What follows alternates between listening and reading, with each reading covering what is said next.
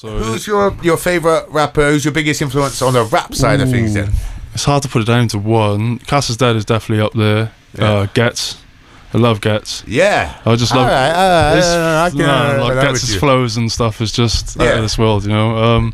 And then I'd say maybe like the more American stuff. I'm a big Royce the 5'9" fan. Okay. Another controversial one. I quite like Joe Budden.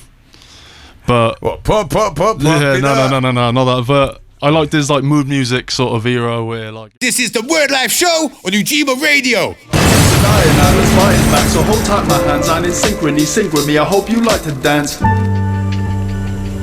Hey yo, right, so this is the part of the show that we have been looking forward to. I am joined today by a very special guest who goes by the name of Stone, the Iceman. Yeah. I love that name, bro. Yeah. Now, we were speaking off camera, off air, and when you said about the Iceman, I wasn't sure because there's lots of crazy references for the Iceman. Of course. And obviously, welcome to the show. So you've been there for an hour. Thank you. Yeah. Thanks for having me. Nah, but it's been good. It's been good. The music's really good. Appreciate that. And yeah, so you said the Iceman comes from the comic books. Yeah. Marvel. Big X-Men fan.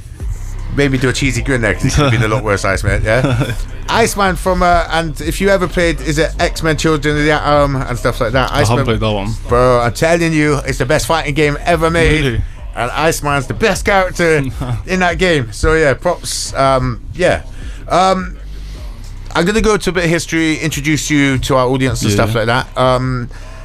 How did you get the name then? So Stone is my surname.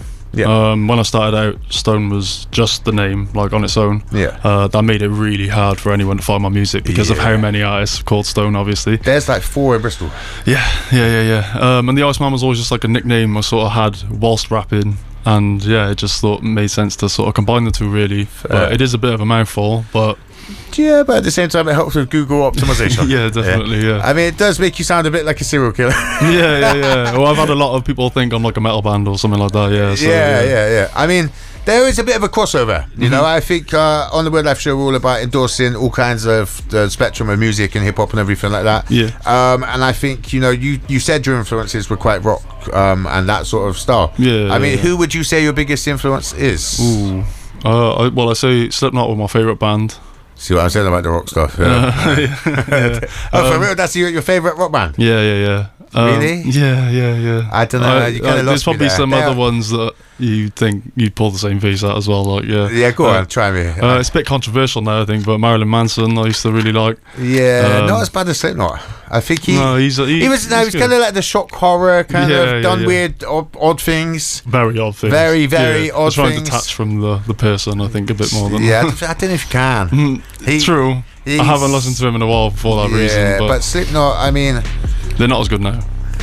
They were just a bit crazy for the sake of crazy. But I guess, you know, I think high energy live shows, the masks, the madness and stuff like that. I mean, you never contemplated like putting on a mask or nothing mad like that. I've put masks on for like album covers, but that's as far as I go. Okay, not with the live show or nothing like that. It's too sweaty, man. Yeah, no, I remember I actually tried that at one Halloween event and I had like a Jason mask and I was like took it off and there's holes in that as well, so I didn't even know you know Cass is Dead. Yeah, I'm a big Cass is Dead fan. He's one of my favourite artists. Okay, so you have some taste there. Yeah. Sorry, flavoured. No, Cass is Dead, brilliant. Okay, so that from a rock music perspective is quite heavy metal kind of. What kind of music would you say like that Slipknot falls into? Like, I think it's they call it new metal, where it was like they sort of were like the metal bands that first brought in the DJ and like the hip hoppy influence a bit. Because Slipknot's first album, like there's some songs he's rapping on. Yeah. There's a song called No Life where he's spitting I gotta bars. look this one up. When you say, okay. Is there like one rapper? Because there's loads of them in Slipknot, isn't it? Yeah, it's still only one main vocalist though. Yeah. Oh, okay. They're all instrumentalists in this. Yeah. I sorry, excuse my ignorance. Honestly, that's cool. But as I say, ultimately, like, music's subjective, isn't it? You know what I mean? And that's not the sort of stuff that we play on the show or would normally go near and stuff like that. But at the same time, I'm open to hearing different people's interpretations of what they feel and stuff like that. You know what I mean? So, have you ever done metal music and like that sort of stuff? No, I've rapped over some metal beats, but I've never put them out. So you've always been into the rap side of it, then. So I'm a big hip hop fan still as well. So who's your favourite rapper? Who's your biggest influence on the rap side of things, then? It's hard to put it down to one. Cass is Dead is definitely up there. Gets. I love Gets. Yeah. I just love like Gets' flows and stuff is just out of this world, you know. And then I'd say maybe like the more American stuff. A big Royce the 5'9" fan. Okay. Another controversial one. I quite like Joe Budden. But pop. Yeah, no, not that. But I like this like mood music sort of era where like it was all a bit deep and things. If I'm honest, I think I could tell you 2 songs by Joe Budden. And most people can. It's Pump It Up, and then he done that feature on Up in the Club where we do things. Actually, I know something.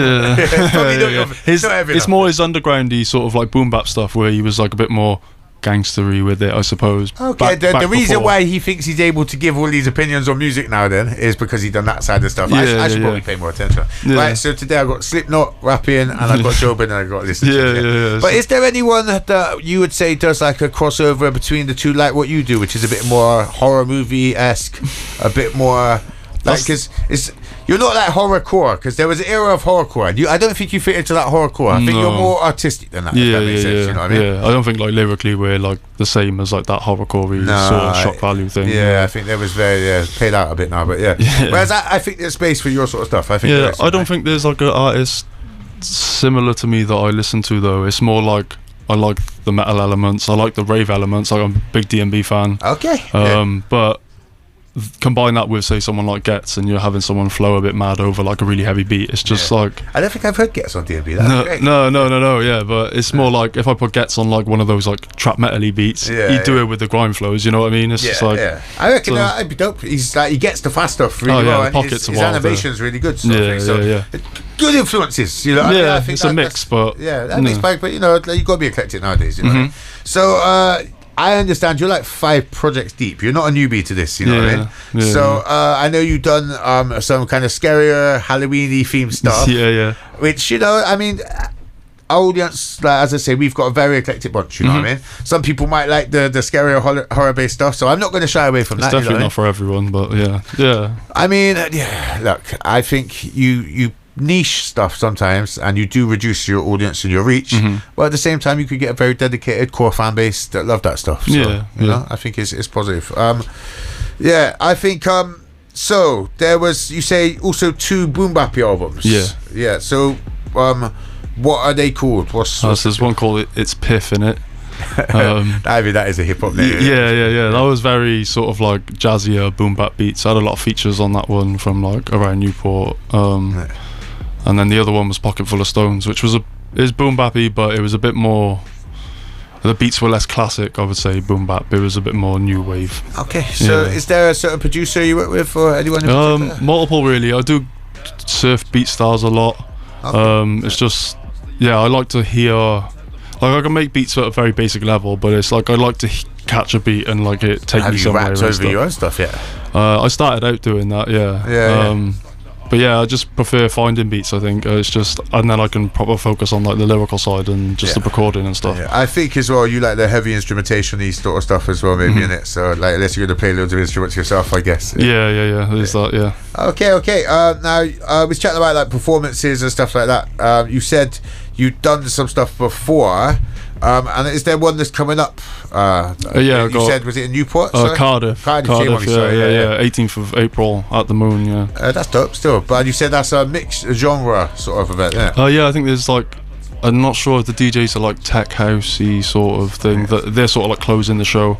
There's a few other rappers on there. Kinnagun is a good one. He's like sort of like TX. A bit that sort of like vibe. There's a few on there. Big. The Wales scene's doing pretty well at the minute. I mean, is there anyone that you think we should, apart from yourself of course, you know, anyone who you think we should be watching for in the there's UK? A really good rapper I've come across recently called Badder Than Who. I don't think I've. He's done songs with Local recently.